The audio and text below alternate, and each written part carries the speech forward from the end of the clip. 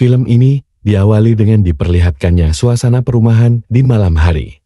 Lalu diperlihatkan seorang pria yang sedang berjalan kaki. Tak lama setelah itu, pria ini dihampiri oleh sebuah mobil yang terus mengikutinya dari belakang.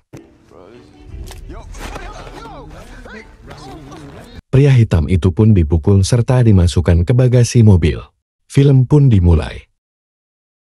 Lalu kita diperkenalkan dengan seorang fotografer berkulit hitam bernama Chris. Dan si tampan Chris memiliki pacar bening bernama Rose. Karena kita sulit menyebutkan namanya, kita panggil saja Rose. Di sini mereka berdua sedang membicarakan tentang kepergian mereka berdua ke rumah orang tuanya si Rose. Akan tetapi, ada kekhawatiran bagi si Chris yang keling ini. Karena di Amerika masih sering terjadi rasis. Karena Chris emang udah demen banget sama si Rose. Akhirnya, tanpa curiga dia mau aja ikut ke rumah orang tua Rose. Singkat cerita, mereka pun akhirnya langsung menuju ke rumah orang tuanya si Rose untuk mengenalkan Chris alias Babang Tampan. Di tengah perjalanan, Chris menelpon temannya. Ia menitipkan anjing kesayangannya. Karena teman si Chris berperan penting dalam film ini, kita sebut saja temannya bernama Asep. Di sini Asep sudah memperingati Chris untuk membatalkan kepergiannya. Akan tetapi, si Rose tetap meyakinkan Chris agar tenang saja karena kedua orang tuanya tidak rasis. Karena mereka berdua terlalu asik mengobrol. Dan inilah yang terjadi.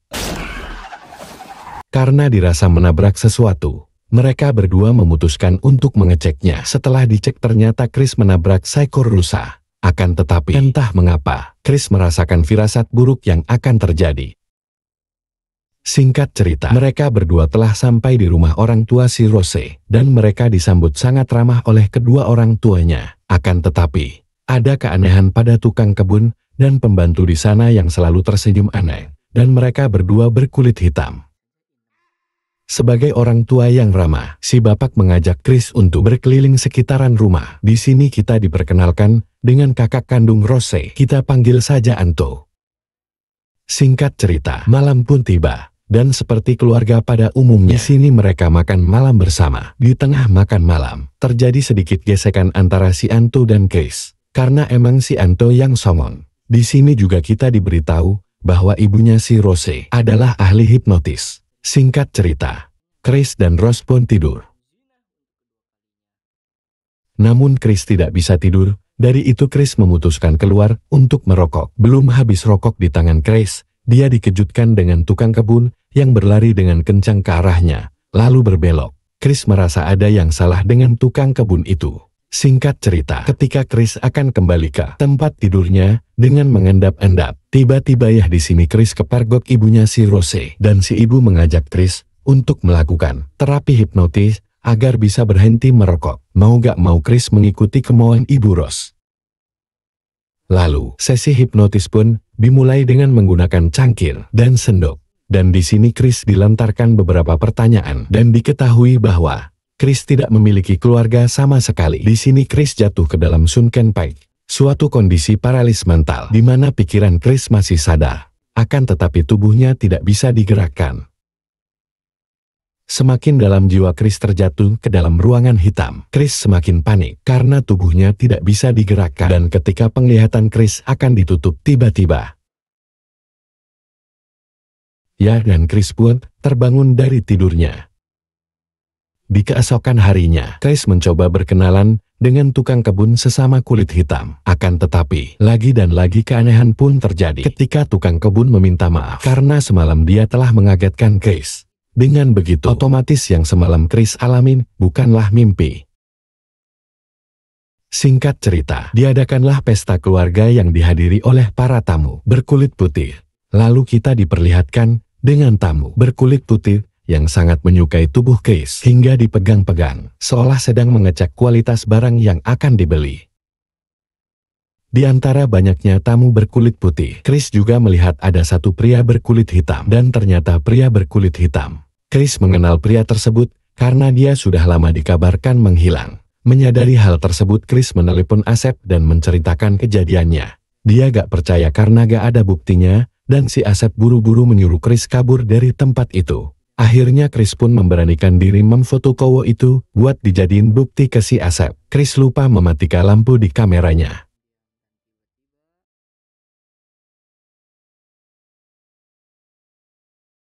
Tiba-tiba cowok itu mimisan dan kaget. Tak lama setelah keributan tersebut, Chris tampak yakin untuk pergi secepat mungkin dari rumah Rose. Akan tetapi Rose memaksa agar ikut pergi bersama Chris.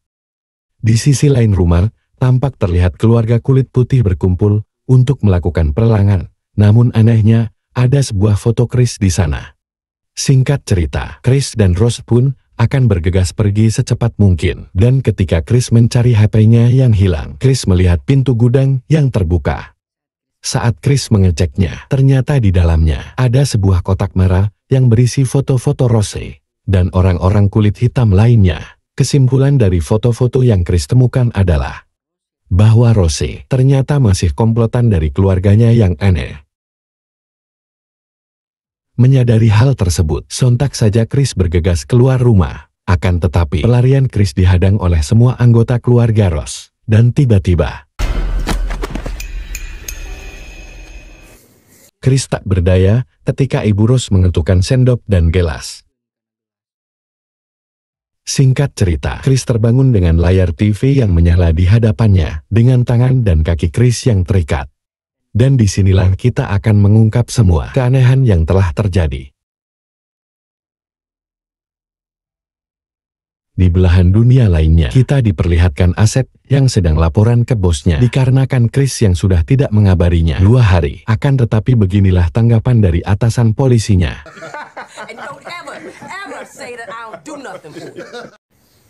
Karena percuma lapor polisi seperti di negara Wakanda, Asep pun mencoba mencari tahunya sendiri. Dan setelah 2 hari tidak ada kabar, akhirnya telepon Asep dijawab oleh Rose. Dan di sini Rose mengaku ke Asep bahwa Chris sudah pulang sejak 2 hari yang lalu dan lupa tidak membawa HP-nya.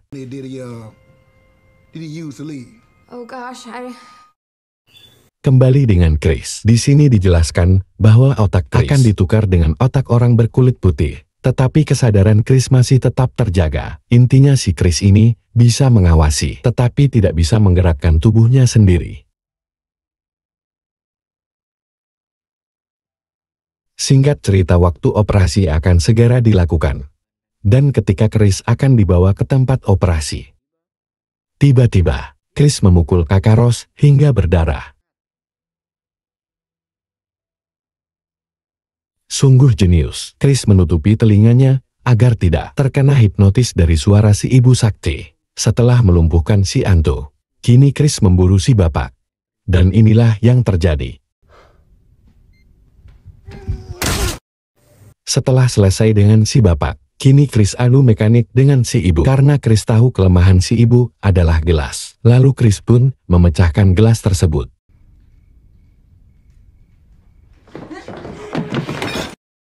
Singkat cerita, Chris sudah meratakan semua musuh. Dan ketika selangkah lagi akan keluar, tiba-tiba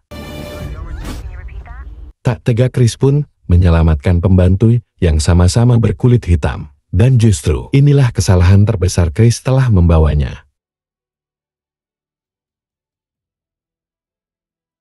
Dan akhirnya raja terakhir muncul, yaitu Rose dengan senapan yang dibawanya. Rose akan menembaki mobil Chris. Akan tetapi Rose mengurungkan niatnya.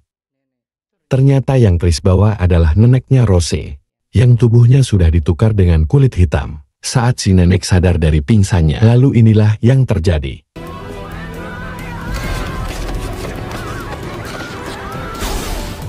Setelah menabrak sesosok pohon, tak jauh beberapa meter dari rumah Rose, kini Rose mengejar bersama si tukang kebun. Dan ternyata, tukang kebun ini adalah kakaknya Rose, yang sudah berganti tubuh dengan orang berkulit hitam. Saat keadaan terdesak, Chris menyadari sesuatu. Ternyata cara menyadarkan kesadaran pemilik tubuh orang kulit hitam, yaitu dengan cara memberinya kejutan cahaya.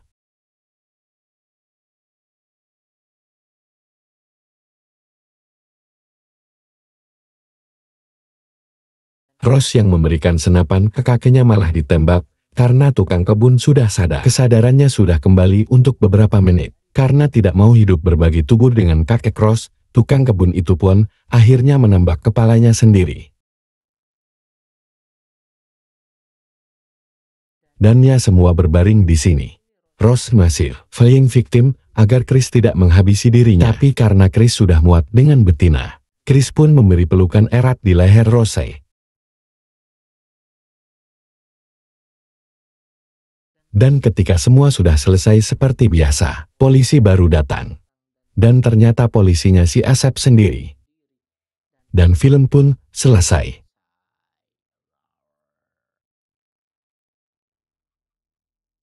Bagaimana bingung bukan?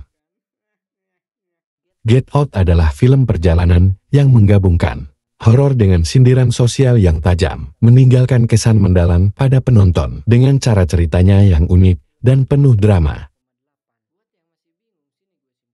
Jadi singkatnya, film ini menceritakan tentang perbudakan model kepada orang berkulit hitam dengan menggunakan cara hipnotis yang dimana kesadaran orang kulit hitam masih dibiarkan hidup, akan tetapi seluruh tubuhnya digerakkan oleh orang kulit putih. Terima kasih sudah menonton, sampai ketemu di next video.